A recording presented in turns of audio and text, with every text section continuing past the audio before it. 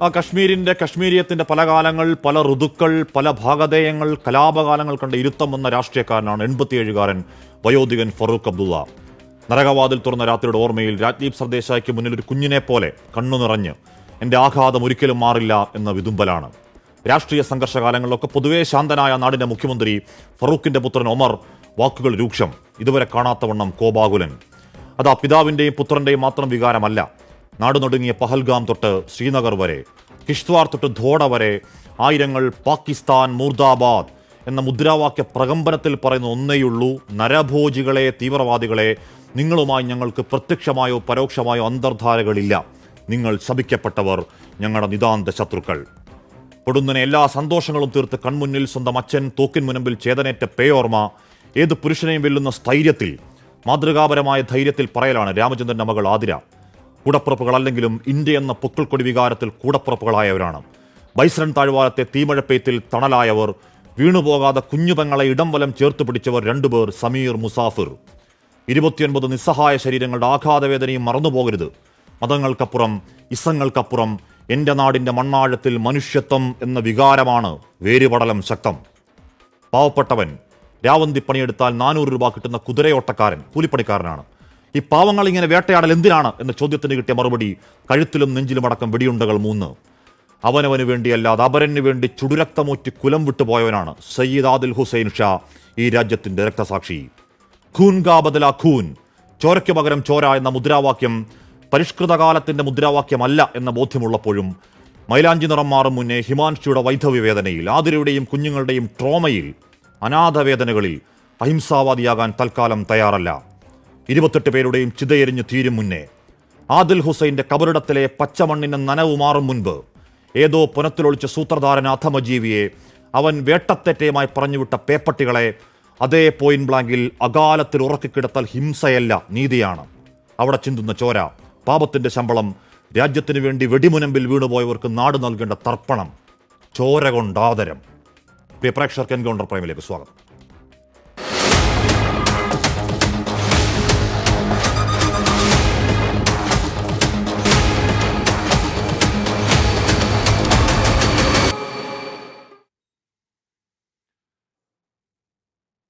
Brigadier Shri Mohanapillai, പ്രതിരോധ വിദഗ്ധൻ doctor Mohan Varghese, Shri Anil boss, Shri Yuvraj Gokul, ദൃക്സാക്ഷി Shri Muhammad Firoz എന്നിവർ ചർച്ചയിൽ. ആദ്യം ഞാൻ ശ്രീ ബ്രിഗേഡിയർ മോഹനപിള്ളയ്ക്ക് പോകും. ബ്രിഗേഡിയർ മോഹനപിള്ള, അതിശക്തമായ സമാനതകളില്ലാത്ത വണ്ണമുള്ള നയതന്ത്ര ഏറ്റുമുട്ടൽ അല്ലെങ്കിൽ നയതന്ത്ര നീക്കങ്ങൾ നടക്കുന്നുണ്ട്. പാകിസ്ഥാൻ അതിനോട് പ്രതികരിക്കുന്നുണ്ട്. ഷിംല കരാർ റദ്ദാക്കുമെന്നൊക്കെ പേടിപ്പിക്കുന്നുണ്ട്. അത് അവരുടെ കുഴിതോണ്ടലാണെന്ന് അവർക്ക് നന്നായി അറിയാം. അതൊരു വശത്ത് നടക്കണം. അതിനപ്പുറം ഈ പറയുന്ന സൈനിക പരിഹാരം എന്നൊന്നുകൂടി ഉണ്ടല്ലോ ശ്രീ ബ്രിഗേഡിയർ മോഹനപിള്ള. INS വിക്രാന്ത് അങ്ങോട്ട് നീങ്ങുന്നു. INS സൂറത്ത് എത്തിയിട്ടുണ്ട്. നാളെ ശ്രീനഗറിലേക്ക് കരസേനാ മേധാവി എത്തുന്നു. അതിർത്തികളിൽ സൈനിക വിന്യാസം കൂടുന്നു. എന്താണ് നമ്മൾ ഈ ദിവസങ്ങളിൽ പ്രതീക്ഷിക്കേണ്ടത് ശ്രീ മോഹനപിള്ള?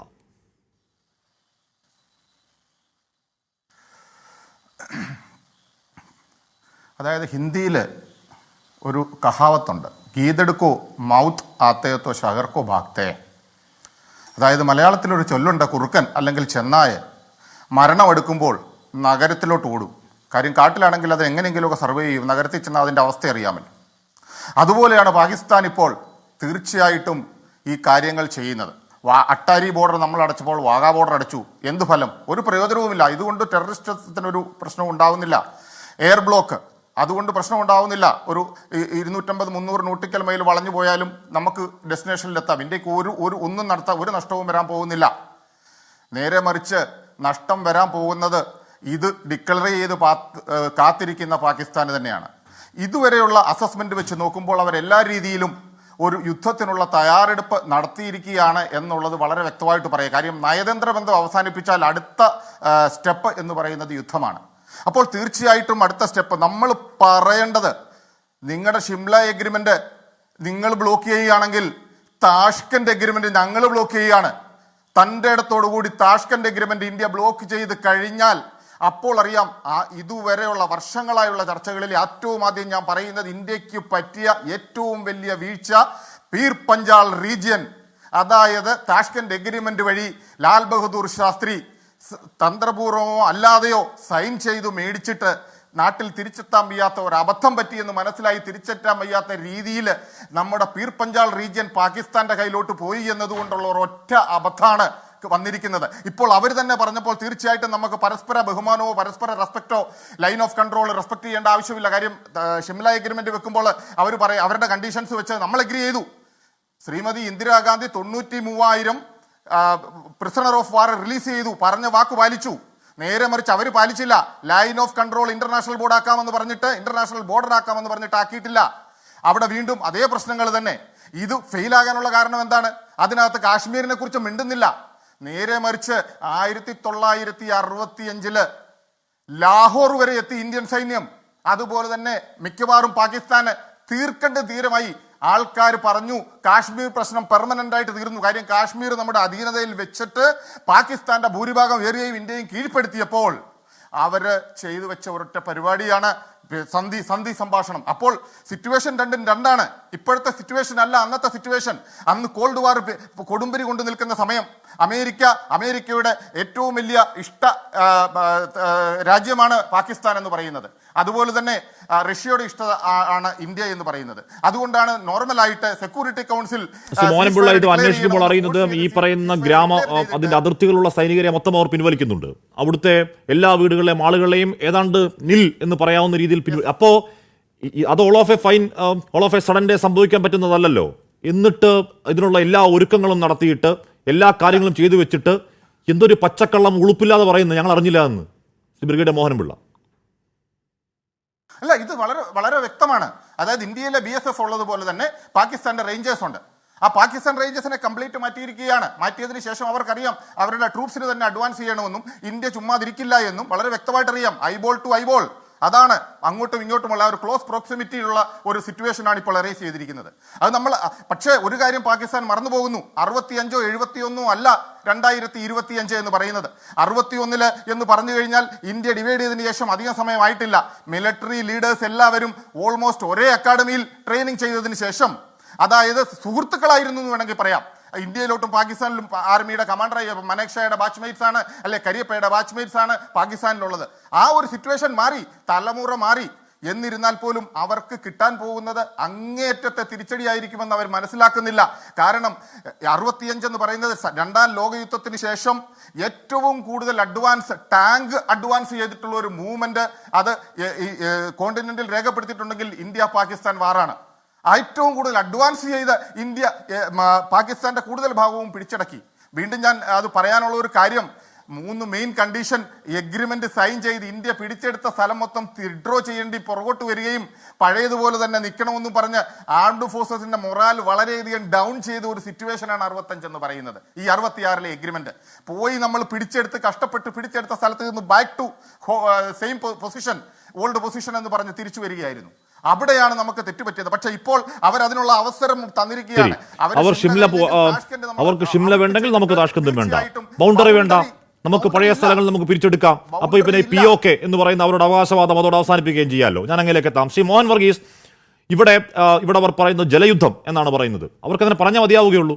കാരണം ഈ പറയുന്ന മഹായുദ്ധകാലങ്ങളിൽ 1960 ഇങ്ങോട്ട് നേരത്തെ ശ്രീ മോഹൻപിള്ള പറയുന്ന 60 ഇങ്ങോട്ടേക്ക് നോക്കിയാൽ ഇവർ ചെയ്ത ഉപദ്രവങ്ങളിൽ ഇവർ ചെയ്തു കൂട്ടിയ കൂട്ടക്കുരുകളൊന്നും ചെയ്യാത്ത കടുത്ത നടപടി നമ്മൾ സ്വീകരിക്കുകയാണ്. ആ സ്വീകരിക്കാൻ പോകുന്ന അവരുടെ കുടിവെള്ളം മുട്ടിക്കുന്നതാണ്, അവിടെ പട്ടിണിയാക്കാൻ പോകുന്നതാണ്, അവരുടെ കൃഷിയിടങ്ങളെ തരിശാക്കാൻ പോകുന്നതാണ്. അവർക്ക് അതിന് ജലയുദ്ധമെന്ന് പറഞ്ഞാൽ മതിയാവുകയുള്ളൂ. ഉടൻ അവരുള്ള കരാർ റദ്ദാക്കുന്നു, ഇന്ത്യക്കാർക്കുള്ള വ്യോമപാത അടയ്ക്കുന്നു, അവർ അതിർത്തി അടയ്ക്കുമെന്ന് ഭീഷണിപ്പെടുത്തുന്നു എന്ന് പറഞ്ഞാൽ ഈ പറയുന്നതൊക്കെ ചെയ്തു വെച്ചിട്ട് പിന്നെയും മുറുമുറുപ്പോ? അതെന്തൊരു മുറുമുറുപ്പാണ് ശ്രീ മോഹൻ വർഗീസ്? ശ്രീ ഹാഷ്മി, ജലയുദ്ധം എന്ന് പറയുന്നത് അക്ഷരാർത്ഥത്തിൽ ഏറ്റവും ആഴത്തിൽ വേദനിക്കുന്ന യുദ്ധമായിരിക്കും. അതായത് ഒരു 3ാം ലോകമഹായുദ്ധം ഉണ്ടാകാൻ സാധ്യതയുണ്ടെങ്കിൽ അത് ജലത്തിന്റെ പേരിലായിരിക്കും, ജലം പങ്കിടുന്നതുമായി സംബന്ധിച്ചായിരിക്കും എന്ന് പല ചിന്തകന്മാരും മുന്നേ തന്നെ പറഞ്ഞു വെച്ചിട്ടുള്ളതാണ്. ഇവിടെ നോക്കൂ, വളരെ വ്യക്തമായ ഗൈഡ് ലൈൻസ് ആണ് വേൾഡ് ബാങ്കിന്റെ ഒരു മധ്യസ്ഥതയിൽ 1960 എത്തിച്ചേർന്ന കരാർ. അതാണ് സിന്ധു നദീജല കരാർ. ആ ഒരു റിവർ വാട്ടർ, കാരണം നമുക്കറിയാമല്ലോ പാകിസ്ഥാന്റെ പ്രധാനപ്പെട്ട ജീവനാഡി എന്ന് പറയുന്നത് പഞ്ചാബാണ്. ഈ പാകിസ്ഥാന്റെ പഞ്ചാബിനെയും ഭാരതത്തിന്റെ പഞ്ചാബിനെയും നനയ്ക്കുന്നത്, അല്ലെങ്കിൽ അവിടുത്തെ കൃഷി സംബന്ധമായ കാര്യങ്ങളിൽ തീർച്ചയായും വെള്ളം എത്തിക്കുന്നത് 5 നദികളാണ്. അങ്ങനെയാണല്ലോ പഞ്ചാബ് എന്ന വാക്ക് തന്നെ ഉണ്ടായത്, പഞ്ചനദികൾ. അങ്ങനെ അതിൽ 3 നദികൾ പടിഞ്ഞാറൻ നദികളും 3 നദികൾ സിന്ധു ഉൾപ്പെടെയുള്ള 3 പടിഞ്ഞാറൻ നദികളും കിഴക്കുള്ള 3 നദികൾ രവി, ബിയാസ്, സത്ലജ്. ഭാരതത്തിന് ആ കരാർ അനുസരിച്ച് അതിലെ വെള്ളം ഉപയോഗിക്കാം നമ്മുടെ പഞ്ചാബിലേക്ക്. അതുപോലെ തന്നെ സിന്ധു നദിയും ജലം നദിയും ചെനാബ് നദിയും ആ നദിയിലൂടെ വരുന്ന വെള്ളത്തിന്റെ അവകാശികൾ പാകിസ്ഥാനാണ്. മൊത്തം നോക്കുമ്പോൾ കാശ്മീരിന്റെ മണ്ണിൽ ഉത്ഭവിച്ച്, അല്ലെങ്കിൽ കിഴക്കൻ മലനിരകളിൽ, അല്ലെങ്കിൽ ഈ പർവ്വത പ്രദേശത്ത് ഹിമാലയ സാനുക്കളിൽ ഉത്ഭവിച്ച് ഈ താഴേക്ക് ഒഴുകി വരുന്ന നദി കാശ്മീർ ഭാഗത്ത് പടിഞ്ഞാറേക്ക് ഒഴുകി വീണ്ടും തെക്കേക്ക് ഒഴുകുകയാണ്. അത് ഭാരതത്തിന്റെ മണ്ണിലൂടെ പ്രവേശിക്കുമ്പോൾ അവിടെ അണകെട്ടി, വിദ്യുത് ശക്തി ഉപയോഗത്തിനോ ജലസേചനത്തിനോ അണകെട്ടി വെള്ളം തിരിച്ചുവിടാൻ, വെള്ളം ഉപയോഗിക്കാൻ ഇന്ത്യക്ക് അറിയാൻ വയ്യാത്തത് കൊണ്ടല്ല, അർഹതയില്ലാത്തത് കൊണ്ടല്ല. പക്ഷേ 1947-48 മുതൽ ഉണ്ടായ ഒരു മുറവിളി, പാകിസ്ഥാന്റെ ഭാഗത്തുണ്ടായ ഒരു മുറവിളി, അതിന് പരിഹാരമായത് 60-ലാണ്. അങ്ങനെ ഇന്ത്യ 80% വെള്ളവും വിട്ടുകൊടുക്കുന്ന രീതിയിൽ, പാകിസ്ഥാൻ വിട്ടുകൊടുക്കുന്ന രീതിയിൽ, പാകിസ്ഥാന് കൂടി സ്വീകാര്യമായ, പാകിസ്ഥാൻ അനുകൂലമായ ഒരു നയമാണെന്ന് സ്വീകരിച്ചത്. അതാണ് സിന്ധു നദീജല കരാർ. ആ ഒരു കരാർ ഭാരതം ആബ്രോഗേറ്റ് ചെയ്തിരിക്കുന്നു, തൽക്കാലത്തേക്ക് സസ്പെൻഡ് ചെയ്തിരിക്കുന്നു, പൂർണ്ണമായി എടുത്തു മാറ്റിയിട്ടില്ല, സസ്പെൻഡ് ചെയ്തിരിക്കുന്നു എന്ന് പറയുമ്പോൾ വ്യക്തമായ സന്ദേശമാണ് കൊടുക്കുന്നത്. നിങ്ങൾ മയപ്പെട്ടില്ല എങ്കിൽ, നിങ്ങൾ ഭീകരരെ ആയുധമണിയിക്കുന്നത്, ട്രെയിൻ ചെയ്യുന്നത് നിർത്തിയില്ല എങ്കിൽ ഞങ്ങൾ ഏതറ്റം വരെ വേണമെങ്കിലും പോകും. മുൻ യുദ്ധങ്ങളിൽ ഒന്നും തന്നെ, പ്രധാനപ്പെട്ട 3 യുദ്ധങ്ങളാണ് 1960 ശേഷം സംഭവിച്ചത്. ഒന്ന് 1965 ഇന്ത്യ പാകിസ്ഥാൻ യുദ്ധം. അന്നും ഈ നദീജലം സംബന്ധിച്ച കാര്യത്തിൽ യാതൊരു കടുംപിടുത്തവും ഇന്ത്യ ചെയ്തിട്ടില്ല എന്നോർക്കണം. കാരണം പാകിസ്ഥാൻ ജനങ്ങളുടെ ജീവനാണ്, അവരുടെ കൃഷിയാണ്, അവരുടെ ജീവിത ഉപാധിയാണ് ഈ നദിയിലെ ജലം. അത് ഒന്നും സംഭവിച്ചില്ല. 71 യുദ്ധത്തിലും ഒന്നും സംഭവിച്ചില്ല. കാർഗിൽ യുദ്ധത്തിൽ, 91 കാർഗിൽ യുദ്ധത്തിലും വേണമെങ്കിൽ അത് കട്ട് ചെയ്യാമായിരുന്നു, നമ്മളത് ചെയ്തില്ല. പിന്നീട് 2-3 പ്രാവശ്യം ഇന്ത്യ അതിർത്തി കടന്ന് സർജിക്കൽ സ്ട്രൈക്കുകൾ നടത്തി. 2016 ഉറിയിൽ നടന്ന ഭീകരാക്രമണം, പാകിസ്ഥാന്റെ ഭാഗത്തു നിന്നുള്ള ആക്രമണത്തിന് ഉടനടി ഭാരതം മറുപടി കൊടുത്തു. നമ്മുടെ കമാൻഡോകൾ പാകിസ്ഥാനിൽ പ്രവേശിച്ച് ആക്രമണം നടത്തി വിജയകരമായി തിരിച്ചു വന്നു. അന്നും ഇത് സംഭവിച്ചില്ല. നദീജല കരാർ നിലനിന്നു. അവസാനം സംഭവിച്ചത് സർജിക്കൽ സ്ട്രൈക്കിന് സമയത്ത് പുൽവാമയ്ക്ക് ബദലായി ബാലാക്കോട്ടിൽ നമ്മൾ നടത്തിയ ഏറിയൽ സോർട്ടിയിൽ അന്നും നടത്താത്തത് ഇപ്പോൾ നടത്തി എന്ന് പറഞ്ഞാൽ ക്ഷമയുടെ നെല്ലിപ്പലക കണ്ടിരിക്കുന്നു. ഇനി മുന്നോട്ട് പോകാനാവില്ല. എല്ലാ അതിർത്തികളും ലക്ഷ്മണരേഖ, ക്ഷമയുടെ ലക്ഷ്മണരേഖ ലംഘിക്കപ്പെട്ടിരിക്കുന്നു. അതുകൊണ്ട് 0 ടോളറൻസ് ടു ടെറർ. ഒരു തർക്കവാക്കാരുന്നില്ല. ബ്രൂട്ടൽ അറ്റാക്കാണ്. ബ്രൂട്ടൽ എന്ന് പറഞ്ഞാൽ അങ്ങേയറ്റം നിർദ്ദയമായ, ഇതുവരെ ഏതെങ്കിലും നാട്ടുകാരോട് ചെയ്യാത്ത രീതിയിലുള്ള അങ്ങേയറ്റം നിരായുധരായ സാധു മനുഷ്യരെ കൊന്നൊടുക്കിയതാണ്. ഇപ്പോൾ നിഹാൽ എന്ന് പറയുന്ന അവിടെ ഉണ്ടായിരുന്ന ഒരു വിദ്യാർത്ഥി പകർത്തിയ ദൃശ്യങ്ങൾ അതൊന്ന് കാണാം.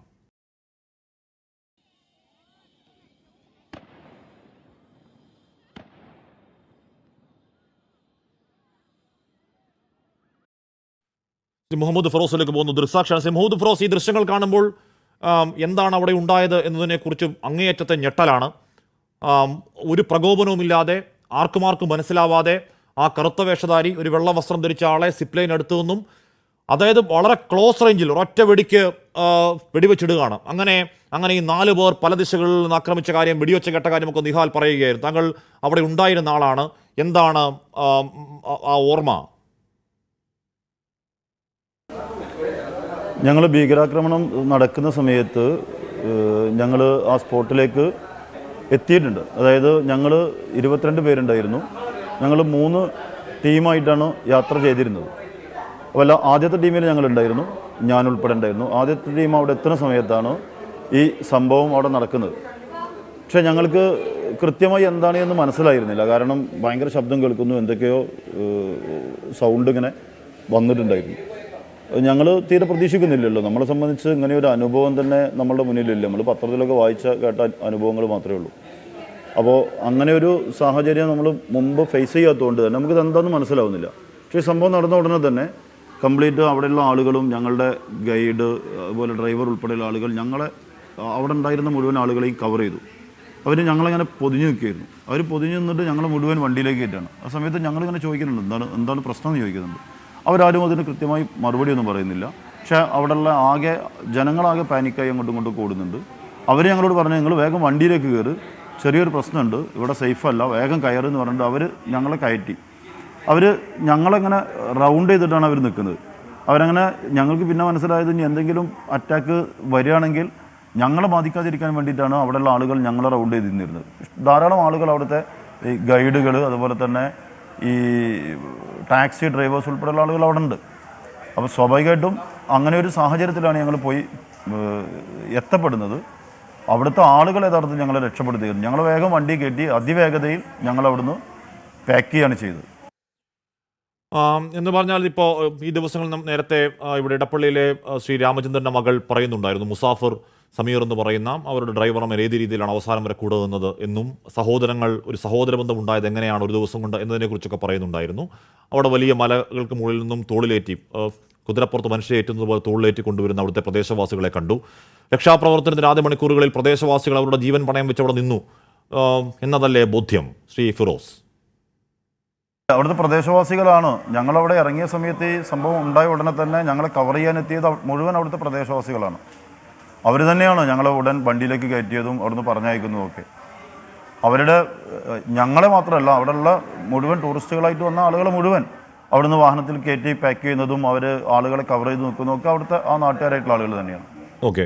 ശ്രീ അനിൽ ബോസ്, ഇവിടെ ഈ സമയം ഞാൻ താസി മുഹമ്മദ് ഫിറോസ്, ശ്രീ അനിൽ ബോസ്, ഇവിടെ ഈ സമയം സർവ്വക്ഷേമം നടന്നുകൊണ്ടിരിക്കുകയാണ്.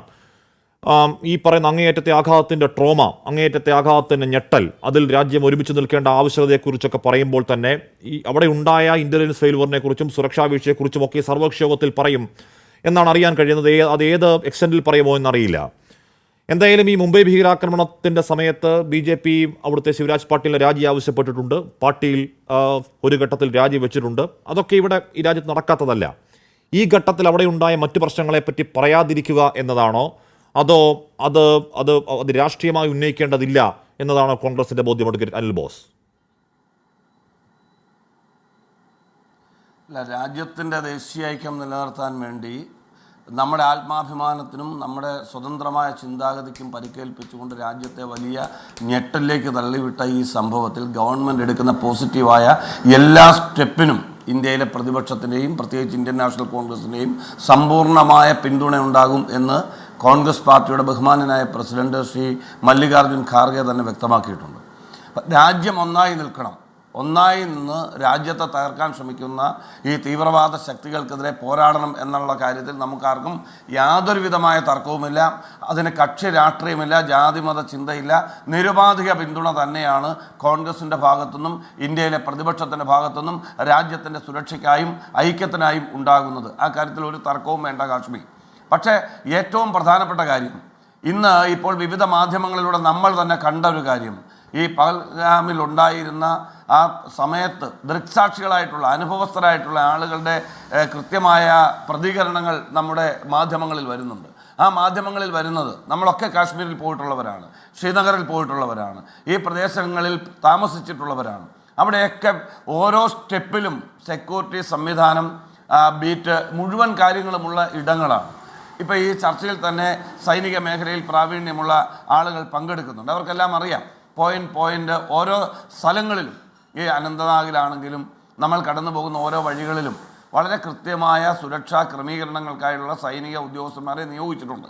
അങ്ങനെ നിയോഗിച്ചിട്ടുള്ള സ്ഥലത്ത് ഈ ടൂറിസ്റ്റ് പ്ലേസ് ആയിട്ടുള്ള അനന്തനാഗ് ജില്ലയിൽ ഒരു താലൂക്കാണ് ഈ പഹൽഗാം എന്ന് പറയുന്നത്. ആ താലൂക്കിൽ ഏറ്റവും കൂടുതൽ ആളുകൾ വരുന്ന, എന്താ പറയുന്ന, ഒരു മിനി സ്വിറ്റ്സർലൻഡായി വിശേഷിപ്പിക്കുന്ന ഈ പ്രദേശത്ത് ടൂറിസ്റ്റുകൾ വരുന്ന ഇടമാണ്.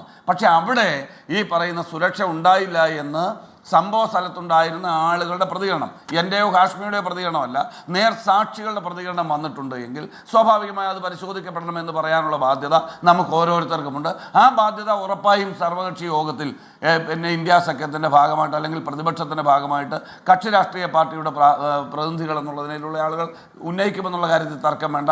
CWC തീരുമാനം, കോൺഗ്രസ് വർക്കിംഗ് കമ്മിറ്റിയുടെ തീരുമാനം തന്നെ ആ കാര്യത്തിലുണ്ട്. അതുണ്ടാവണം.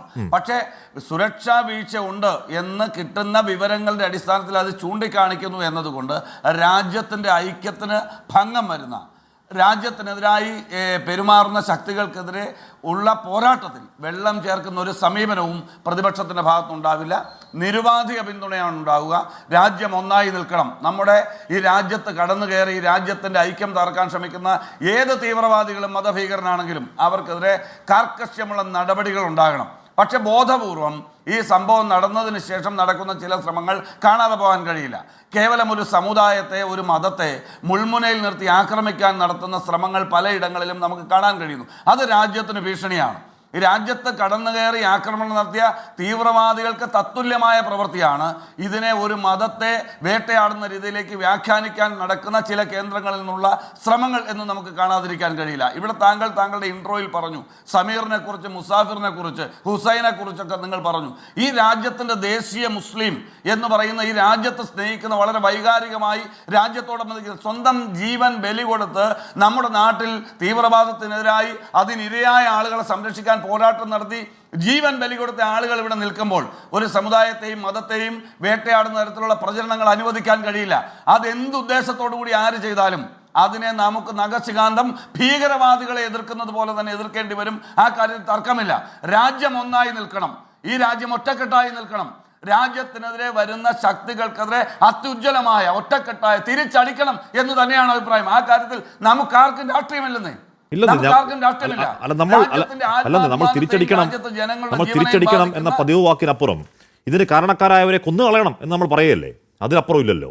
ഞാൻ അങ്ങനെയൊക്കെ എത്താം. ശ്രീ യുവരാജ് ഗോകുൽ, ഇവിടെ നമ്മുടെ ഞാൻ പറഞ്ഞല്ലോ, അതെ, നമ്മുടെ ബൽറാം അവിടെയുണ്ട്.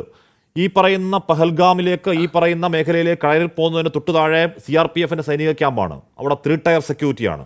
യുവരാജ് ഗോകുൽ, ഒരു തർക്കം അക്കാര്യത്തിലില്ല. പ്രധാനമന്ത്രി എന്ന് പറയും മട്ടിൽ അവർക്ക് കൊടുക്കേണ്ട പണിഷ്മെന്റ് അങ്ങേയറ്റത്തെ പണിഷ്മെന്റ് ആവണം. അവരവരുടെ ജീവിതകാലത്ത് അവരുടെ തലമുറകളിലേക്ക് പകർത്തി പറഞ്ഞു കൊടുക്കണ്ട, അതായത് അവിടെ പോയി ചൊറിഞ്ഞാൽ അവസ്ഥ ഇതാകും മക്കളെ എന്നവരുടെ തലമുറകളിലേക്ക് പറഞ്ഞു കൊടുക്കണ്ട, അവർ മറക്കാത്ത മറുപടി കൊടുക്കണം എന്ന കാര്യത്തിലും തർക്കമില്ല. ഫസ്റ്റ് പ്രയോറിറ്റി അത് തന്നെയാണ് എന്ന കാര്യത്തിലും തർക്കമില്ല. പക്ഷേ ആ പ്രയോറിറ്റി കഴിയുമ്പോഴേക്കും അവിടെയുണ്ടായ എന്താണ് യഥാർത്ഥത്തിൽ ഉണ്ടായത്, ഇന്റലിജൻസ് ഫെയിലിയർ ഉണ്ടായോ, സെക്യൂരിറ്റി ലാപ്സ് ഉണ്ടായോ എന്ന ചോദ്യങ്ങൾ കൂടി രാഷ്ട്രീയ ചർച്ചയായിട്ടോ അല്ലാതെയോ വളരെ ഗൗരവതരമായ ചർച്ചകൾക്ക് വിധേയമാക്കണ്ടേ, പരിശോധനയ്ക്ക് വിധേയമാക്കണ്ടേ യുവരാജ് ഗോകുൽ? തീർച്ചയായിട്ടും ഹാഷ്മി, കാരണം 28 ഭാരതീയരുടെ ജീവനാണ് നഷ്ടപ്പെട്ടിരിക്കുന്നത്. അപ്പോൾ ആ 28 പേരുടെ ജീവൻ നഷ്ടപ്പെടുക എന്ന് പറയുന്ന ഒരു സംഭവത്തിന് നമുക്ക് അത്ര ലാഘവത്തോടു കൂടി കാണാൻ വേണ്ടിയിട്ട് സാധിക്കുകയില്ല. അത്രയധികം മനുഷ്യരുടെ ജീവിതം നഷ്ടപ്പെടുന്ന ഒരു സാഹചര്യം ഉണ്ടായിക്കഴിഞ്ഞു കഴിഞ്ഞാൽ ആ സാഹചര്യത്തിലേക്ക് നയിച്ചിട്ടുള്ള കാരണങ്ങൾ എന്തൊക്കെയാണ് എന്നുള്ള കാര്യം വ്യക്തമായി നമ്മൾ പഠിക്കേണ്ടതുണ്ട്.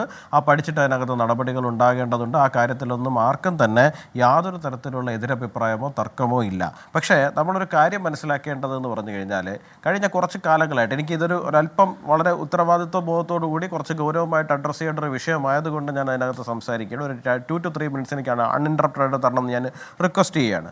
നോക്കൂ, കശ്മീർ എന്ന് പറയുന്ന സ്ഥലം, ജമ്മു കശ്മീർ എന്ന് പറയുന്ന സ്ഥലം 2025-ലോ 24-ലോ 23-ലോ 22-ലോ അല്ലല്ലോ ഈ പറയുന്ന പോലത്തെ ഒരു പ്രശ്നങ്ങളിലേക്ക് പോയത്.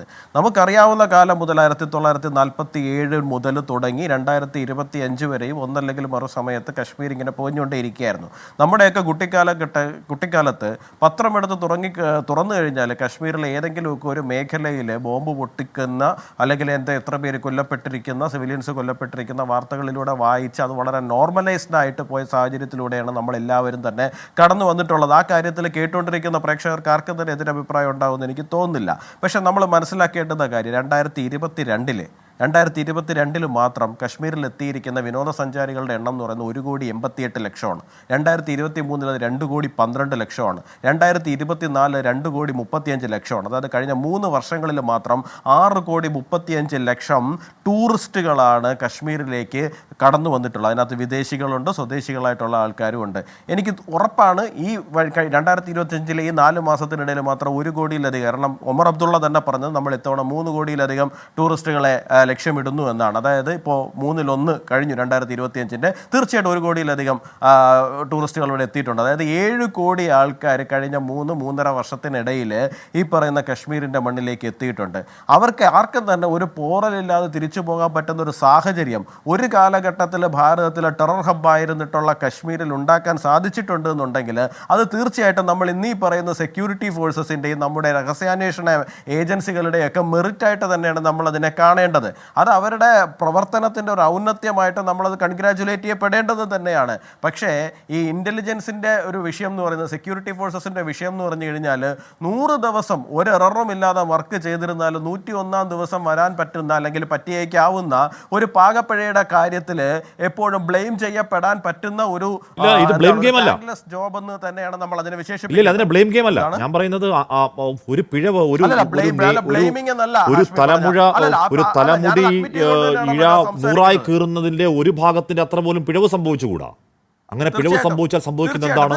നമ്മുടെ 28 നിരപരാധികളുടെ ജീവനാണ്. ഹാഷ്മി ഇപ്പോ ശ്രീ അനിൽ ബോസ് പറഞ്ഞതിന്റെ തുടർച്ചയായിട്ട് ഞാൻ പറയുന്നതാണ്, നമുക്ക് അതിനകത്ത് അത് പിഴവ് പറ്റാൻ പാടില്ല എന്ന് തന്നെയാണ് ഞാൻ പറയുന്നത്. ഒരു തലമുടി ഇഴ 100ആയിട്ട് കീറുന്നതിന്റെ ഒരു അംശത്തിന്റെ അത്ര പോലും പിഴ വന്നു കഴിഞ്ഞാൽ നമുക്ക് ഇതുപോലെ 10 ഒരു വിരലിൽ 2 കൈയിലെ വിരലുകളിൽ എണ്ണി തീർക്കാൻ പറ്റാത്ത അത്രയും ജീവനുകൾ നമ്മൾ പകരം ബലി കൊടുക്കേണ്ടി വരുന്ന സാഹചര്യം ഉണ്ടാകും. അപ്പോൾ അത്രയധികം ടൈറ്റായിട്ട് തന്നെയാണ് നിൽക്കേണ്ടത്. പക്ഷേ കഴിഞ്ഞ ഇത്രയും വർഷങ്ങൾ, കഴിഞ്ഞ 5 വർഷത്തിനിടയിൽ ഇത്രയധികം മനുഷ്യർ അവിടെ എത്തുകയും കശ്മീരിൻ്റെ ചരിത്രത്തിൽ ഇത്രയും ടൂറിസ്റ്റുകൾ ഇവിടെ എത്തിയിട്ടുണ്ടാവില്ല. അപ്പോൾ അത്രയും ടൈറ്റ് പ്രൂഫായിട്ട് അത് കൊണ്ടുപോയിട്ടുണ്ട്. പക്ഷേ ഇവിടെ ഒരു പാകപ്പിഴ സംഭവിച്ചിട്ടുണ്ട്. അതെന്താണ് എന്നുള്ള കാര്യം തീർച്ചയായിട്ടും നമ്മൾ കണ്ടെത്തേണ്ടതുമാണ്. പിന്നെ ഈ പറയുന്ന പ്രദേശത്ത് ഒരു 20 മിനിറ്റോളം ഈ പറയുന്ന സെക്യൂരിറ്റി ഫോഴ്സസ് അവിടെ ഇല്ലായിരുന്നു. അതും ഒരു യാഥാർത്ഥ്യമാണ്. ഇനിയിപ്പോൾ നമുക്ക് അതിനല്ലാന്ന് പറഞ്ഞിട്ട് കാര്യമില്ല. എന്താണ് ആ പ്രദേശത്തിൻ്റെ പ്രത്യേകത?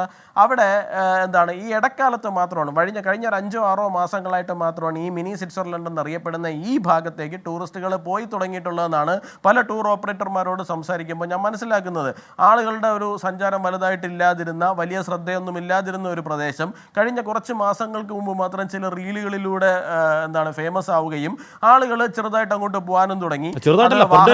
പോകാൻ പറ്റില്ല, അതെ കുതിരപ്പുറത്ത് മാത്രമാണ് ആൾക്കാർ അങ്ങോട്ടേക്ക് പൊയ്ക്കൊണ്ടിരിക്കുന്നത്. അപ്പോൾ ഇത് വെക്കേഷൻ സമയമല്ലേ കാശ്മീർ, 2000 എന്നൊക്കെ പറയുന്ന കാശ്മീരിൽ ഇപ്പോൾ എത്തിയിരിക്കുന്ന നമ്പർ ഒന്ന് വെച്ച് നോക്കുമ്പോൾ അത്ര വലുതായിരിക്കണമെന്നില്ല. പക്ഷേ ഞാൻ പറഞ്ഞ അപ്പോൾ കുതിരപ്പുറത്ത് മാത്രമാണ് അങ്ങോട്ടേക്ക് പോകാൻ പറ്റുന്ന സാഹചര്യം ഉള്ളത്. അപ്പോൾ ആ ഒരു 20 മിനിറ്റ് അവിടെ സെക്യൂരിറ്റി ഫോഴ്സസ് ഇല്ലാത്തൊരു സാഹചര്യം ഉണ്ടായിട്ടുണ്ട്. 20 മിനിറ്റ് എന്നായിരിക്കില്ല, അവർ 20 മിനിറ്റ് കൊണ്ടായിരിക്കും അവർ അവിടെ എത്തിപ്പെട്ടിട്ടുണ്ടാവുക ഈ പറയുന്ന ന്യൂസ് അറിഞ്ഞിട്ട്. പിന്നെ ഈ ടൂറിസം വളരുന്ന സമയത്ത് തന്നെ കശ്മീർ ഇപ്പോൾ ലോകത്തെ അല്ലെങ്കിൽ ഭാരതത്തിൻ്റെ എല്ലാ ഭാഗങ്ങളെയും പോലെ നോർമലൈസ് ചെയ്യപ്പെട്ട് വരുന്ന ഒരു സാഹചര്യത്തിലേക്ക് വന്നു തുടങ്ങിയിട്ടുണ്ട്. അപ്പോൾ ടൂറിസം ഇത്രയേറെ വളർന്നു വരുന്ന സാഹചര്യത്തിൽ തോക്കും തൂക്കി ആൾക്കാർ ചുറ്റും നിൽക്കുന്നതായിട്ടുള്ള സാഹചര്യങ്ങൾ കഴിഞ്ഞ കുറച്ച് വർഷങ്ങളായിട്ടില്ല. അത് പതുക്കെ ആയിട്ട് പിൻവാങ്ങി വരികയും ആൾക്കാർ വളരെ നോർമലൈസ്ഡ് ആയിട്ട് വരികയും ചെയ്യുന്ന ഒരു സാഹചര്യത്തിലേക്കാണ് കശ്മീർ വന്നിരുന്നത്. അതിന്ന് എവിഡൻ്റ് ആണ് നമ്മുടെ മുമ്പിൽ.